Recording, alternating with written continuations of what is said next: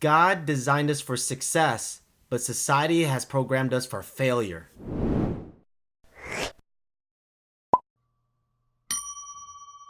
What's up, everybody? It's Tuan Nguyen, and I want to thank you so much for tuning in to today's episode of Balancing Life TV. And today, I want to talk to you about a very interesting subject, and that's the subject of you. Let me ask you something. At some point in your life, did you ever think that God has a plan for you? Seriously, have ever in your heart that you felt that you were destined for greatness, that God had a plan for you, but you just didn't know what it was? Well, I'm here to tell you that that's definitely absolutely true. I've been thinking about this since I was a kid. I remember when I was actually in high school and I was actually just twirling my pen and I was just lost in school. I was kind of stuck in a box. Like a human being created this system and I was stuck in class and I was just daydreaming of doing something with my life. I just didn't know what it was. And it wasn't me. I always felt like, why do I feel this way? And it wasn't me that was feeling it. It was intentionally done, that God was giving me signals that there was something more for me than being stuck in a classroom. Heck, when I went through college, I was literally on the 7-year program. What does that mean? That means it took me 7 years to finish one semester. Don't worry about it. I'm over it. I'm not embarrassed about it anymore. But literally, when I went to college, I'm born in the United States, and by the way, in the United States, English is the primary taught language. And what's funny is that I graduated high school. I was 52% truant. That means 52% I wasn't in school. I had to take 13 Saturday schools in order for me to graduate. When I actually graduated, I went to college. I actually was put into English as a second language. I scratched my head. I was thinking to myself, man, they must have made a mistake. They looked at my score and they said, nope, you are absolutely at the right class. English is my first language, y'all. It was so bad. And so I had to fight my way to get to regular English. When I got to English, I actually got a D. Not because I wasn't smart, but because I wasn't paying attention. I actually had to go take the next semester, take the same class with the same teacher. She actually started knowing my face. And there was over like 500 students in there, like 300 or 500 students in there. And then I took that class and I got a D again. The third semester I went in there and she said, Tuan, get out of my class. I mean, I was kicked out because she knew I wasn't going to pass. And I'm telling you that story not because I'm telling you that I'm an idiot. I'm telling you that God had a plan for me. I wasn't supposed to be in that class, but society is putting me in a box and I couldn't figure out why I was in that class. I just knew I wasn't supposed to be in that class. So I actually have something in front of me I want to read to you guys. I want to prove to you guys that you're a miracle. There was a doctor that actually received his medical degree in the University of California and studied philosophy at Cambridge University. He looked at the odds of your parents meeting, given how many men and women there are on earth, and how many people of the opposite sex your mother and father would have met in their first 25 years of life. Then he looked at the chance of them talking, of meeting again, of forming a long-term relationship. Wow. And having kids together, and of the right egg and the right sperm combining to make you. He goes on further back to looking at the probability of all your ancestors successfully mating and of all the right sperm meeting all the right eggs to make each other of those ancestors. And here was the conclusion. The odd of you existing at all are basically zero. He illustrates in this way. It is the probability of 2 million people getting together each to play a game of dice with trillion-sided dice. They each roll the dice and they all come up with the exact same number. For example, 550 trillion. A miracle is an event so unlikely to be almost impossible. By that definition, I've just shown that you are a miracle, he wrote. That's so cool. And he went on and talked about how the Buddhists believed in the preciousness of incarnation. So this doctor started talking about the Buddhist analogy. Imagine there was one life preserver thrown somewhere in some ocean, and there are exactly one turtle in all of these oceans, swimming underwater somewhere. The probability that you came about and exist today is the same as that turtle sticking its head out of the water in the middle of that life preserver that one try. You know how unlikely that is? Very, very unlikely. Basically, he studied it and said it is about 1 out of 700 trillion.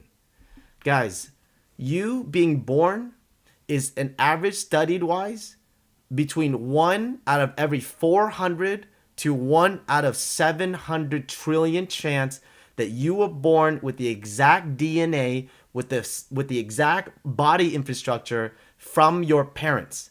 So here's what I'm trying to say. You are a miracle. You were an intentional plan by God, and you are destined for greatness. So having said that, I want to talk to you about getting what you want. Folks, everybody wants one thing: growth. I don't care who you are, where you live, or where you came from, what history you have. Everybody wants to grow. Nobody ever just woke up and said, I know what I want to be. I want to be mediocre. I want to just be able to work a job, collect my check, and that's all I want to do. No, nobody ever says, oh, my relationship sucks. I'm not happy at it, but you know what? I'm fine.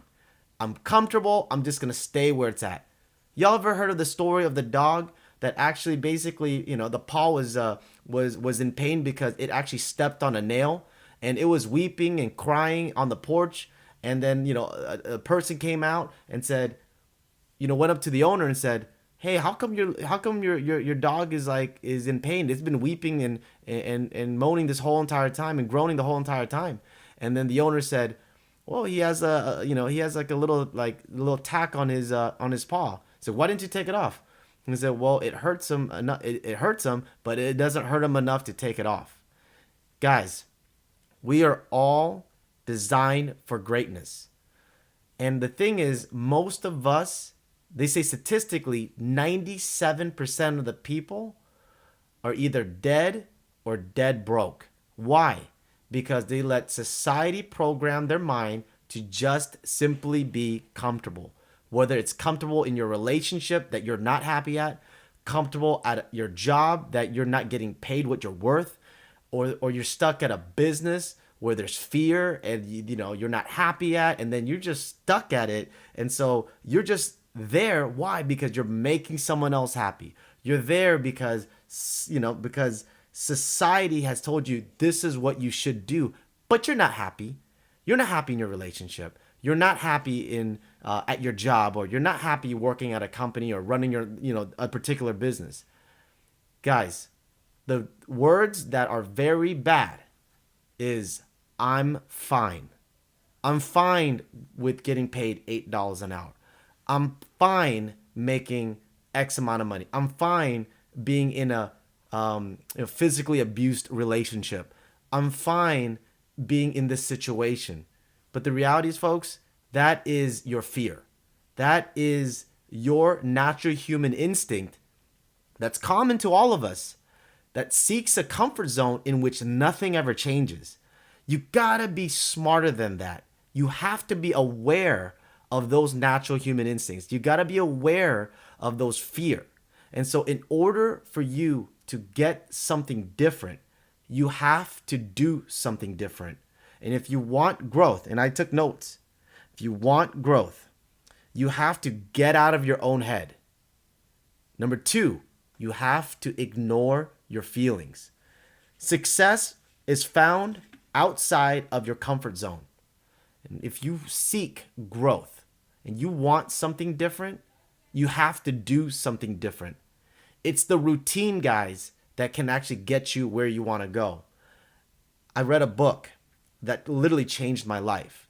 And it says the simple disciplines that make no difference at all in the act of doing them, but makes all the difference over time. And so routine is really what's going to get you where you want to go, but it's the same routine. If not aware, if you're not aware of that same routine, can take you down the path of mediocre. of being mediocre. You have to have the sense of awareness. And I've learned from a friend of mine, Todd Cahill. Okay, he said, awareness creates choice, and choice creates change. But you can't change unless you make choices. But choices are only created if you are aware. And so you got to make sure that you are aware of where you're at. Make sure you know where you want to go. And you got to immediately have a plan to get there, guys. And I want to end it with this. Some of you might be familiar with Maslow's law. You know, the hierarchy of needs, of human desire, right? The hierarchy of human desire. And so if you're hungry, what do you need? Food. If you're thirsty, what do you need? Water. And in some cases, people want to have a sense of belonging. That's why people are involved themselves in church, or, you know, they actually are part, you know, in some cases, they're involved themselves in a gang, right? In the hierarchy of human desire, I also believe that when you are comfortable and you're at standstill and you know deep down inside that God has a plan for you, that is a sign of you wanting more, to grow as a person, to be able to go to where you're supposed to be, what you're destined to be. Why do you stay where you're at? I highly encourage you to trust that intuition. The only way for you to grow is you're going to force your way out. Force it. Did you know that the choice of growth is exactly the same decision that you make of getting up and turning on the light switch to put light up? It's no different. But the only thing that holds you back is your comfort zone. So if you want change, force your way out. Don't ever settle, because God has a plan for you, for all of us.